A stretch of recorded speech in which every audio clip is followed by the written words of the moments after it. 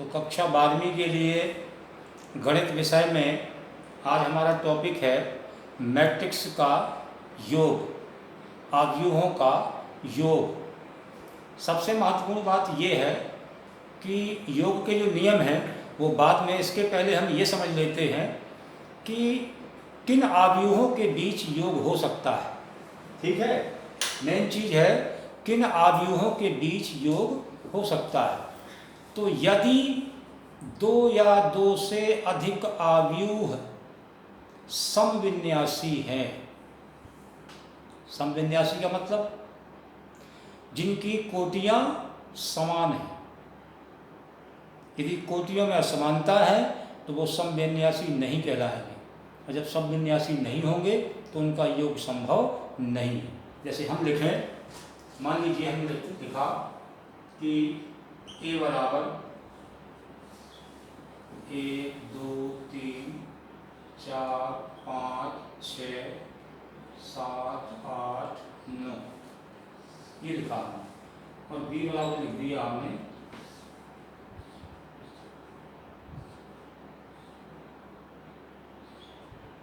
ये लिख दिया। तो इनके योग का कोई अर्थ नहीं है। क्यों? इसमें पंक्तियां कितनी हैं? 3, और स्तंभ कितने हैं? 3। तो इनकी कोटि कितनी होगी? 3 गुणा 3। और इसमें पंक्तियां हैं 2 और स्तंभ है 3, तो इसकी कोटि 3 गुणा 3 और इसकी कोटि 2 गुणा 3। यानी जब तक आव्यूह एक ही कोटि के ना हो, समान कोटि के ना हो, तब तक उनका योग निरर्थक है। ठीक है, ये महत्वपूर्ण बात अपनी हो गई। अब हम योग में सीधा सीधा काम रहता है, अब हमको अलग से कुछ नहीं करना है, पंक्ति से पंक्ति जोड़ देंगे। ठीक है, या कहेंगे स्तंभ से स्तंभ जोड़ देंगे, कोई समस्या नहीं है, ना कोई कॉम्प्लिकेशन है, सीधा सीधा हिसाब है। एक हम छोटा सा योग लेते हैं पहले, फिर अपन पाठ्य पुस्तक से प्रश्नावली से कोई प्रॉब्लम लेकर के हल करेंगे। मान लो हमने लिया a इक्वल टू 1 2 3 4 5 6 और b बराबर हमने लिया 3 5 7 2 4 6 ये लिया हमने। और हमें सीधे सीधे मान लो कि a प्लस b निकालना है। ठीक है, तो कोई समस्या नहीं है, हम पहले a को लिख दें फिर b को लिख दें। तो पहले हमने a को लिख दिया 1 2 3 और 4 5 6, ये बंद कर दिया। b को लिख दिया 3 5 7 और 2 4 6। अब 1 प्लस 3 सीधे सीधे पंक्ति से पंक्ति जोड़ेंगे, 1 प्लस 3, फिर 2 प्लस 5,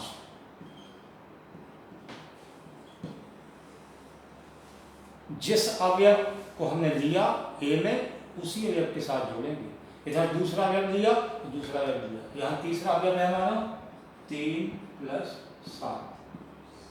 दूसरी पंक्ति लें 4 प्लस 2, 4 प्लस 2, फिर 5 प्लस 4, 5 प्लस 4 और फिर 6 प्लस 6। अब इनको जोड़ना तो कोई समस्या नहीं है, किया जाएगा 4, किया जाएगा 7, किया जाएगा 10, ये 6, ये 9, ये 12।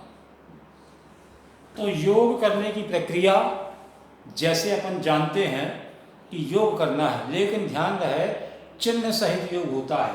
हमने इसमें सारी संख्याएं, सारे अवयव प्लस के लिए है। यदि कोई अवयव माइनस का होगा तो माइनस में जोड़ेगा।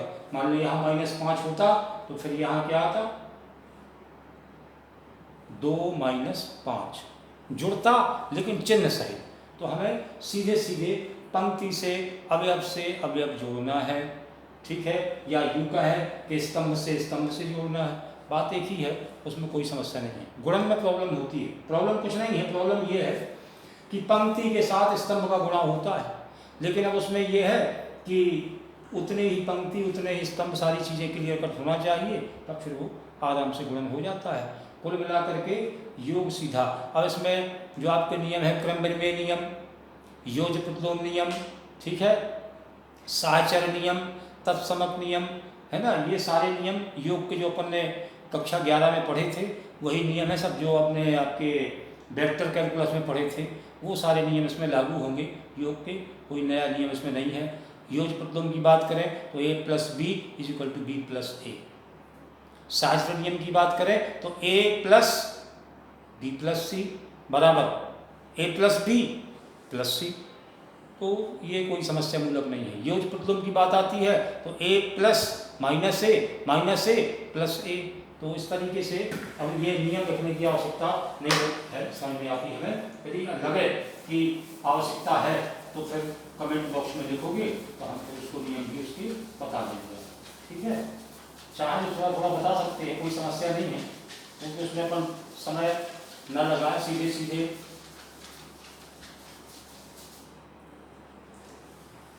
चलो हम लिखे लेते हैं इस पर और फिर बता देते हैं कि क्या स्थिति है। तो जिन जिन नियमों का पालन अपन को योग संक्रिया में करना है उन सारे नियमों को हम योग के साथ अभी जोड़ेंगे और जोड़ने के बाद फिर अपन इसमें बताएंगे कि कैसे जोड़ना है, तो फिर क्लियर।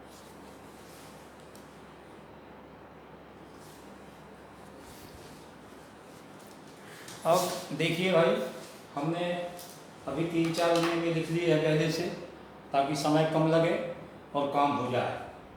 ध्यान से देखेंगे, पहला नियम है हमारा क्रम विनिमय नियम। यदि ए और बी समान कोटि के मैट्रिक्स है तो a plus B equal to B plus A, उत्पत्ति की आवश्यकता नहीं है, ठीक है ना। साहचर्य नियम, यदि ए बी सी 3 आव्यूह एक ही कोटि के हों तो a plus B plus C equal to A plus B plus C. योज तत्समक, इसमें अपन को शून्य के हिसाब से चलना है। एक अपना जो है n गुणा n कोटि का a है और दूसरा शून्य जो है n गुणा n कोटि का आव्यूह है, तो a plus zero is equal to zero plus A is equal to A, अर्थात a प्लस जीरो बराबर a और जीरो प्लस ए बराबर a। निरसन में a प्लस बी बराबर a प्लस सी लिखा हमने, तो अगर सीधी सीधी बात करें तो ये आपका a से a कटेगा, b प्लस बी बराबर सी आ जाएगा, लेकिन नहीं, निरसन का मतलब होता है कैसे हमें अलग करना है इस a को। तो दोनों पक्षों में हमें क्या करना है, माइनस ए जोड़ देना है। जब यहाँ माइनस ए जोड़ोगे और यहाँ माइनस ए जोड़ोगे तो प्लस ए माइनस ए यहाँ कटेगा, प्लस ए माइनस ए यहाँ कटेगा और आपका आ जाएगा b इक्वल टू सी। इस तरीके से हमें जो है योग की क्रिया में, आव्यूहों के लिए योग की क्रिया में इन्हीं नियमों का पालन करते हुए योग करना है। सिद्ध करने में खास तौर से इनकी विशेष आवश्यकता पड़ती है। बाकी तो जैसे अपन को मान लीजिए ए बी सी 3 मैट्रिक्स दिए हैं, उनकी कैसी ही वैल्यू निकालना हो, 3a प्लस 4b प्लस सी, 4a प्लस 3b माइनस सी, कुछ भी करना है अंतर योग के हिसाब से अपन ये जैसा काम योग में होता है वैसे काम अंतर में होता है, ये कोई कठिन प्रक्रिया नहीं है।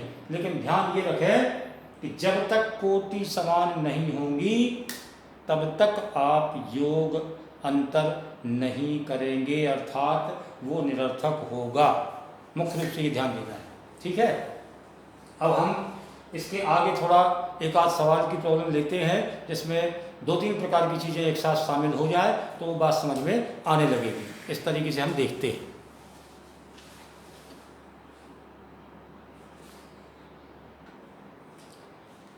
हमने एक सवाल लिखा है जिसमें 3 मैट्रिक्स दिए गए हैं। तीनों मैट्रिक्स में हम देखेंगे कि कोटियां समान हैं, 2-2 पंक्तियां 2-2 स्तंभ तीनों में दिए गए हैं। हम कैसी भी वैल्यू निकाल सकते हैं।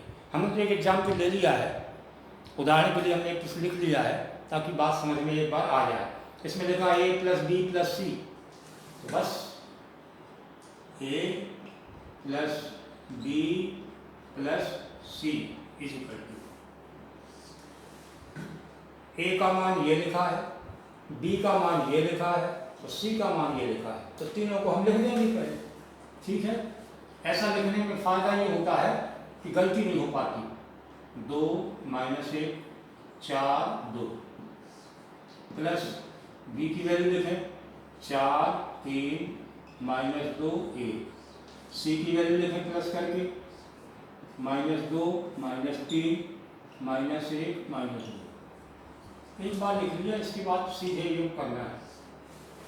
a प्लस बी प्लस सी का मतलब पहला अवयव प्लस पहला अवयव प्लस पहला अवयव, पहली पंक्ति पहला स्तंभ, 2 प्लस 4 माइनस 2, फिर दूसरा अवयव दूसरा अवयव दूसरा अवयव लिख दिया हमने -1 प्लस 3 माइनस 3, ठीक है। अब अगली पंक्ति आई 4 माइनस 2 माइनस 1, अगला अवयव आया 2 प्लस 1 ये वाला और माइनस 2, ये 4 बचा, यहाँ -1 बचा, ठीक है। इधर 4 में से कितने घटेंगे 3, 1 बचेगा, यहाँ 1 बचेगा। इस तरीके से a प्लस बी प्लस सी का मान आ गया। अब 2b प्लस 3c करना है तो 2 का गुणा इसमें करेंगे, इसमें 3 का गुणा करेंगे और लिख देंगे, ऐसे करते हैं 2b प्लस 3c, 2b की वैल्यू कितनी है 4 3 माइनस 2 1 और प्लस 3c की वैल्यू कितनी है -2 -3 -1 -2, बस 2 चौकों 8, 2 तिया 6, 2 दूनी 4, 2 एकम 2, प्लस 3 का गुणा करें 3 दूनी 6, 3 तिरका 9, 3 एकम 3 और 3 दूनी 6। अभी प्लस लगा है तो जोड़ देंगे, 8 में से 6 गया 2 घटेगा, ऋण लगा ना, 6 में से 9 गया -3, 4 में से 3 जोड़ना है माइनस के तो माइनस के 7 आ जाएंगे, 2 में से 6 घटेगा तो माइनस के 4 आ जाएंगे, भले ही योग है लेकिन चिन्ह है, तो इस तरीके से ये वैल्यू आ जाएगी। तो किसी भी योग के प्रश्न को अपन इस तरीके से सामान्य प्रक्रिया है, इस सामान्य प्रक्रिया के द्वारा ही हम हल करेंगे। ऐसे स्थिति अंतर में चाहे योग करना हो अवयवों का या अंतर करना हो, सारा प्रोसीजर एक जैसा ही है, इसमें अपन को अलग से कोई दिमाग लगाने की आवश्यकता नहीं है। अब आती है बात यह कि योग अंतर साथ साथ भी हो सकता है, प्लस भी होगा माइनस भी होगा, तो अपन इसी प्रक्रिया से कर लेंगे। सिद्ध करने वाले प्रश्न भी ऐसे ही अपन हल करते हैं, एक आध अपन अगले वीडियो में हल करेंगे। आज के लिए गणित का वीडियो इतना ही, अब भौतिकी का वीडियो लेंगे उसके बाद।